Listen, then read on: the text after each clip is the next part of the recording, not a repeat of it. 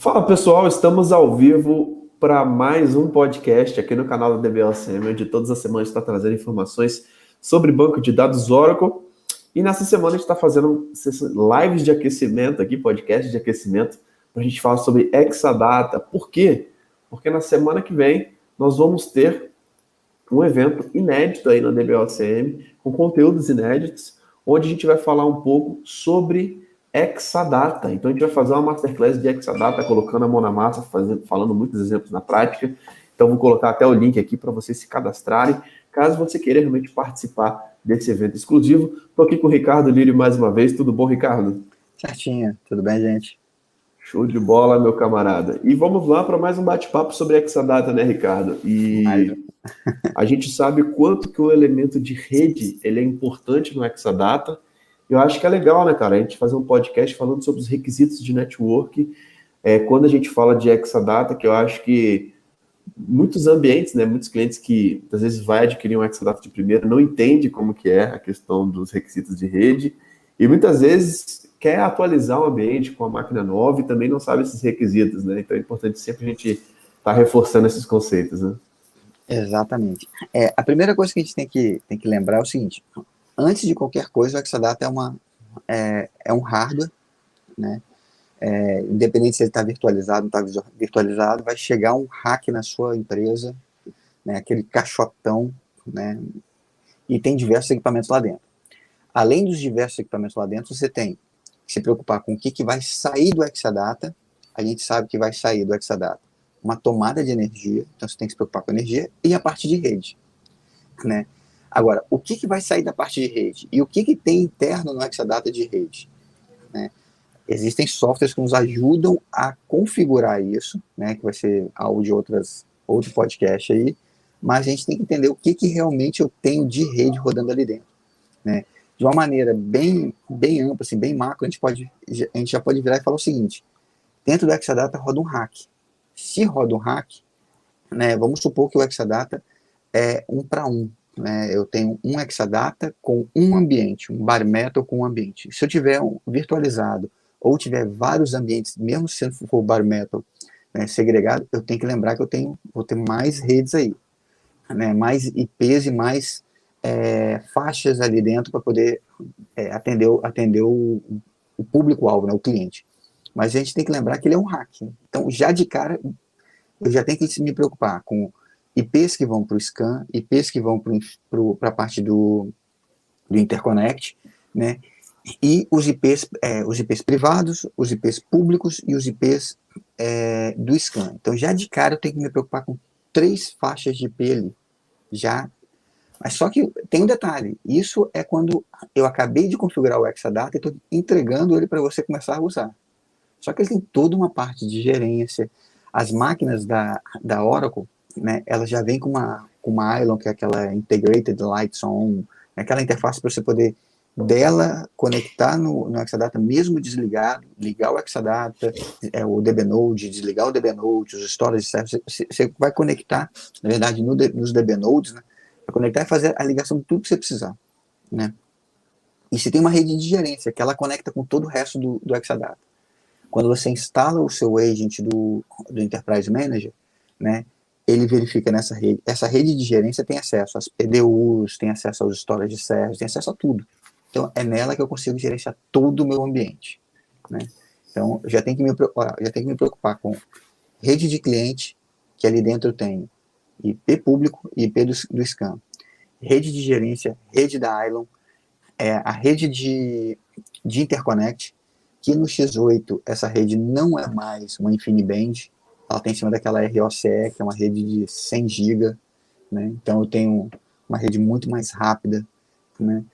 Então, assim, já de cara já tem pelo menos aí 5 redes diferentes para um ambiente que é bare metal com um ambiente só ali dentro, né? Então já começa a salada de redes e de IPs aí, já começa nesse ponto aí. Né? Muito bom, Ricardo. Acho que é sempre legal a gente estar falando sobre esses pré-requisitos. Você falar mais alguma coisa? Diz aí. E ainda tem o seguinte: o cliente pode virar e falar assim: poxa, mas eu quero a minha rede do backup separada. E eu quero a minha rede de DataGuard separada. Então você tem como configurar também suas redes de backup e de DataGuard separado. Exatamente, cara. Acho que a primeira variação que a gente tem que falar, Ricardo, é quando se é bare metal ou se é virtualizado, né? A gente Isso. sabe que existe a opção de você pegar um Exadata on-premise, instalar ele como bare metal ou virtualizado. Eu tive a oportunidade de fazer a instalação do primeiro virtualizado da América Latina, no cliente em Brasília, que inclusive teve que instalar ele 2 vezes. Na verdade, teve um rapaz que foi antes, só que por conta das definições de rede, eu fui lá e depois tive que reinstalar essa máquina. E assim, a gente sabe que de lá para cá as coisas evoluíram muito, mas muito, muito, muito mesmo. Assim. Naquela época era muito limitado a questão do Exadata virtualizado e hoje já está muito mais maduro, né? Tanto é que o ExaCC ele é um Exadata virtualizado dentro do seu data center que utiliza esses recursos, né? Mudou até o virtualizador, né? Exatamente, mudou até o Então, virtualizador, que antes era o Zen, né? O Xen, né? e Isso, agora tá o KVM, que é nativo do Linux, né? exatamente. E com Muito alguns bom. projetos, inclusive, que a Oracle apoia em cima de virtualização, né? Então, realmente melhorou bastante. É o que você falou, melhorou bastante. Se você me perguntar o que eu acho do virtualizador antigo da Oracle, eu vou falar que é igual a Gen 1 da Cloud. Tá? Não sou fã, não gosto, Sim, mas é opinião realmente, pessoal. cara. Eu também, assim, tudo que é novo normalmente precisa de uma adaptação, né? Eu também participei na verdade, eu fiz um workshop, né, no primeiro Exadata virtualizado com KVM no Brasil, foi ano passado, se eu não me engano, em Florianópolis.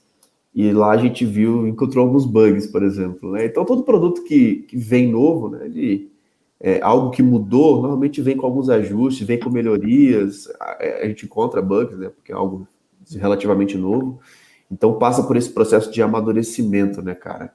Mas legal, Ricardo. E a gente viu, assim, o quanto que mudando para o KVM já melhorou performance, né? Melhorou performance, melhorou a quantidade de VMs que podem colocar. Antes era 8 por DBNode, depois o KVM foi para 12. Então a gente vê muitas melhorias nesse sentido, né? Aí, hoje eu vou fazer o seu papel. Então, vamos perguntar o seguinte: quantas vezes, independente de ser virtualizado ou não, você foi instalar um Exadata e você realmente teve algum bug que você precisou que a engenharia atualizasse um firmware, atualizasse um driver? Ixi. Então, assim, o Exadata ele é muito redondo, ele roda muito bem. Pegou a última imagem, a que acabou de sair, a última. Pode acontecer, não adianta. Pode acontecer de você ter que esperar uma atualização de um firmware, uma atualização de um driver. Né? Eu lembro que eu participei de um Totalmente, projeto com cara. você, a gente perdeu Totalmente, um dia. cara. Exato, acontece, cara. Quando a questão é nova, isso pode acontecer bastante, assim, isso tanto no Exadata, tanto no Zero Data Loss. No E a Order hora. também já aconteceu, já vi no XACC acontecer isso também. Né? Exatamente, meu camarada. Mas assim, a gente organizando em pontos macro, né? Virtualizado ou bare metal, né? Quando a gente está falando de virtualizado, a gente tem uma camada a mais ali no virtualizador para você configurar ali a questão da rede, né? Então, existe uma camada a mais que deve ser configurada e quando se fala do Exadata virtualizado, né? Mas os requisitos de rede, eles continuam os mesmos, né? Então, acho importante a gente sempre falar quais são os elementos, primeiro. Então, a gente tem a rede de administração, que é um switch interno. É a única coisa dentro da caixa do Exadata que não tem redundância, né? É um switch só. Por quê? Se essa rede de administração ela para, o Exadata continua normalmente, porque ele não pega aquela rede lá do VIP, do Scan, do Oracle Hack. Ela é uma rede Uhum. simplesmente administrativa, que, por boa prática, é uma rede segregada, totalmente isolada, que a Oracle tem um switch dedicado, onde você vai fazer conexões SSH diretamente nos servidores, né? Como você falou aí no início, né, Ricardo? É uma rede dedicada aí para o agent de monitoração, para a configuração do Enterprise Manager, para a comunicação do Platinum, que é uma Isso. máquina específica que a Oracle fica monitorando o hardware, deu algum problema, a Oracle já abre o chamado automaticamente, então uma rede dedicada para isso, e uma rede dedicada para você fazer conexão SSH. Então, assim, a gente tem que entender que a Oracle criou, a engenharia da Oracle criou redes separadas para objetivos totalmente segregados, né? Então, você não vai ficar fazendo SSH pela rede client, pela rede do Oracle Hack. Cara, Exatamente. você tem a rede administrativa para você fazer SSH e para fazer a conexão via a porta 1521, a rede do listener, né, que vai estar ouvindo as conexões, vai ser a rede client, né? Então a gente tem basicamente de forma macro, rede administrativa, que tem os componentes internos, então vai estar ligado em todos os componentes ali de hardware que tem dentro da caixa. Então você tem um Exadata Quarter, você está falando dos 2 DB nodes, ele vai ter a Net Zero lá, conectada para você fazer o SSH. Você vai ter a Ilon, como você falou, que é a questão da interface de gerência, né, de você abrir a console de forma remota e precisar fazer um reboot, ver se tem algum erro de hardware, ver a console da máquina. Então tudo isso dá para você ver pela Ilon. E ele está conectado também nas interfaces administrativas de cada switch, né, que a gente vai estar falando um pouco sobre eles. Nas PDUs, então é legal a gente falar que a rede administrativa vai estar monitorando, inclusive, a energia, cara, das PDUs, né? Que nós temos as unidades de energia, 2, né? Uma de cada lado, que elas também são monitoradas, né? Se elas estão funcionando ou não. Então, a rede administrativa, ela serve também para isso. Segunda rede que nós temos é a rede client, né? Que, no caso, não conecta diretamente com nenhum switch interno do Exadata. Então, a rede client, a gente pega aí os DB nodes e conecta diretamente na rede do cliente, tá? Então... E isso é um ponto de atenção grande, né? Até mesmo pela velocidade, né, Ricardo? Isso. Eu já participei de projeto que o cliente teve que dar uma segurada. Você tem rede saindo ali, rede que alguns anos atrás era uma rede de 10 GB, e você tinha o seu switch core lá na sua rede de cliente, né? Com poucas portas 10 GB. Então, assim, adquirir, porque esses switches cores, para quem nunca viu nem nada, você consegue configurar algumas portas dele, você consegue trocar algumas portas dele, colocar GBIC, colocar algumas, fazer algumas trocas, você consegue fazer isso em alguns modelos. Então você está saindo do Exadata lá, 4 portas de 10 GB, mas o seu switch core só tem porta de 1 GB. Então, alguma coisa aí você vai perder muito. Então, você realmente tem que ser o projeto não é só saber quantas portas você vai comprar do Exadata, né? Que você pode adicionar outras placas no Exadata, mas não é só saber isso, é saber se sua rede vai comportar o Exadata. Exato. Né? Exato. E entrando na rede client, né, a gente está falando de conexão diretamente com o DB Node. Lá no DB Node a gente tem que entender algumas coisas, né? Nós temos uma interface que ela é on-board, e nessa interface on-board você tem a possibilidade de colocar o RJ45 ou a fibra, tá? Então, na Net 1 e Net 2, a primeira coisa que você tem é uma rede on-board combined, né? O que significa isso? Ou você usa a on-board, ou você usa a RJ45, ou você usa a fibra. Se você conectar cabo na RJ45, você desabilita a fibra. Se você colocar na fibra, você desabilita a RJ45. Então, essa foi uma mudança que veio no X8, se eu não me engano, e que chegava em alguns clientes e eles conectavam os dois lá. Conectava na placa on-board, tinha 4 portas, 2 RJ45 e 2 fibras. Os caras conectavam em todas as portas. Uma desabilita a outra e nada funcionava. Então, assim, você ainda tem a opção de conectar, mas só nessa porta on-board. Adicionalmente, você vai ter a possibilidade de ter a Net 3 e a Net 4, que seria uma rede opcional que pode ser utilizada para backup, para DataGuard, ou até mesmo pensando aí em uma outra VLAN para você adicionar. Já participei de alguns clientes que colocavam redes adicionais e utilizavam aquele recurso, Ricardo, do Oracle 12c, que são os múltiplos scans, por exemplo. Isso. Eu tenho um scan na rede de produção e um scan da rede de homologação. E muitas vezes fazia o Exadata Bare Metal com 2 redes configuradas, com 2 listeners configurados, e que dá para segregar também 2 redes passando por interfaces dedicadas e separadas, né? Uhum. Isso é interessante, que é o que você falou. Eu também participei de um projeto que eram 3 ambientes separados. Era desenvolvimento, homologação e produção. E o cliente não queria que fosse virtualizado, porque quando tem virtualizado, você realmente tem isso bem segregado.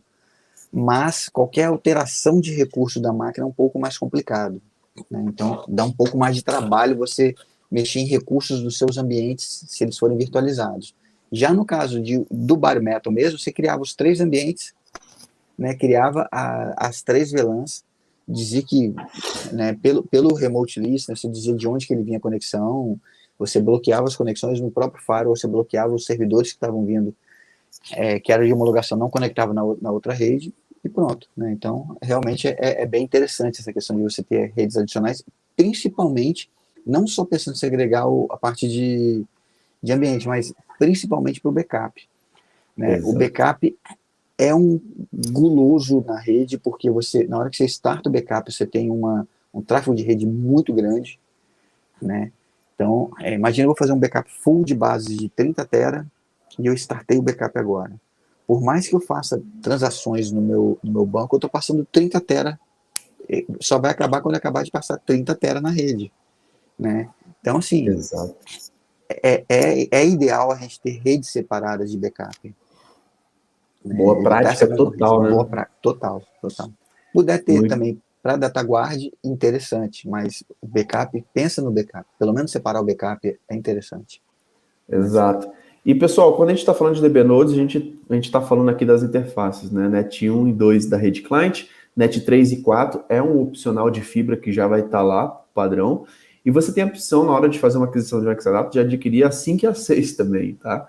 Que aí você pode colocar ou RJ45 ou fibra, tá? Mas pensando, o Exadata, quando a gente fala de fibra, é 10 gigas, tá?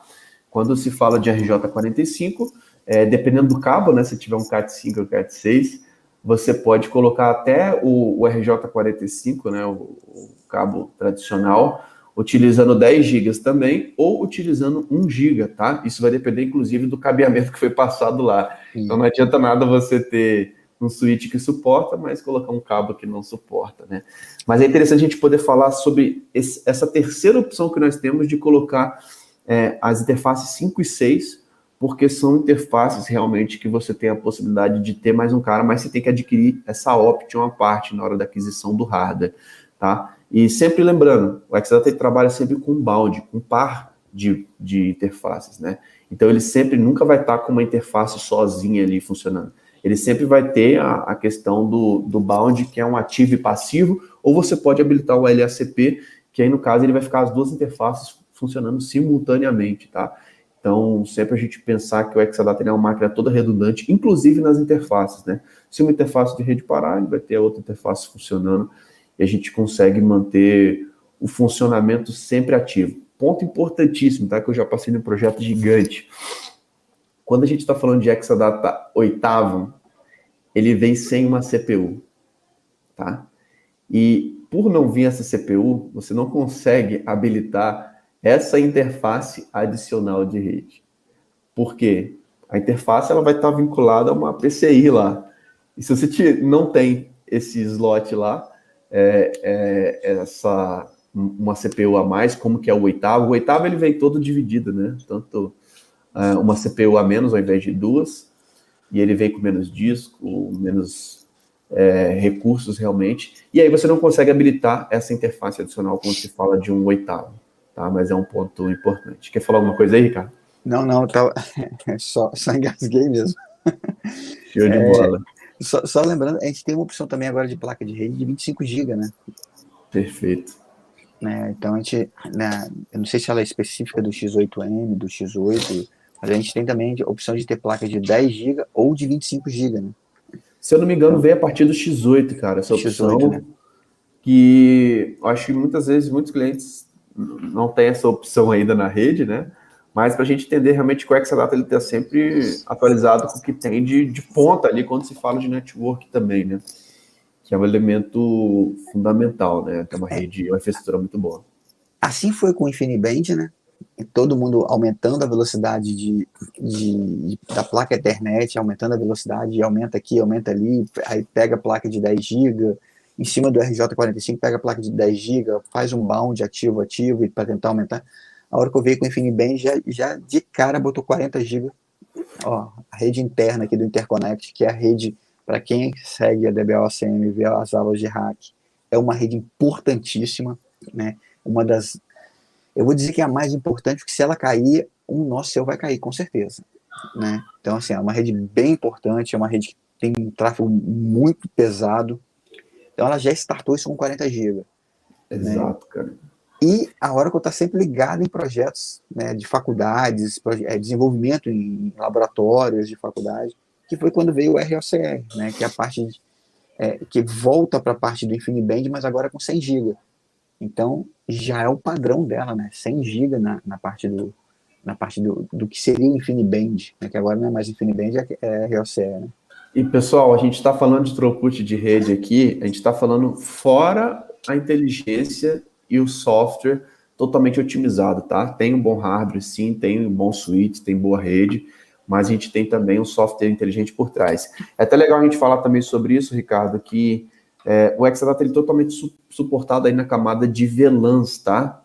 Então, pessoal, se você pode utilizar redes diferentes, interfaces diferentes, como eu falei, que o DBNode pode ter até 3 redes ali, a Net 1, Net 2, Net 3, Net 4, Net 5, Net 6, você pode colocar 3 redes diferentes, mas você pode fazer isso em cima de um bound específico, tá? Então a gente pode pegar o Net 1 e Net 2, ter esse bound, o bound é TH0, por exemplo, e em cima desse bound a gente pode criar 3 redes, 4 redes, 5 redes. Eu já peguei um Exadata, um Zero Data Loss na Argentina, no cliente de banco mesmo, cliente financeiro, que ele tinha 16 VLAN tags no Zero Data Loss. Nossa. Então a gente tinha as interfaces e assim, a configuração do Zero Data Loss, ele tem uma configuração bem parecida com a do Exadata, né? O hardware em si é bem parecido, mas ele tem algumas particularidades na configuração de VLAN, né? Então você tem que fazer isso de forma manual. Então a gente estava falando de 16 redes de backup que eles tinham dentro do data center deles, que era um cliente gigantíssimo, assim. Então, a segregação de várias redes de backup, de ambientes separados, etc. Mas é interessante a gente falar que a gente tem essa opção, tá? Então, muitas vezes, você pode ter uma interface só, compartilhar essa interface com várias redes, e aí configurar o VLAN tagging, na verdade, né? Que você pode colocar a sua VLAN em modo Access, quando você tem uma VLAN só, ou você pode colocar em modo Trunk, né? Quando você tem várias VLANs passando, e aí você vai ter que configurar as interfaces informando o ID. No Exadata virtualizado, por exemplo, você pode ter 3 clusters virtualizados, 4 clusters virtualizados, e lá você coloca o ID da VLAN, o ID da rede de produção, o ID da rede de emulação, o ID da rede de desenvolvimento. Isso também se aplica, inclusive, internamente, tá? No switch ROCE, como o Ricardo falou.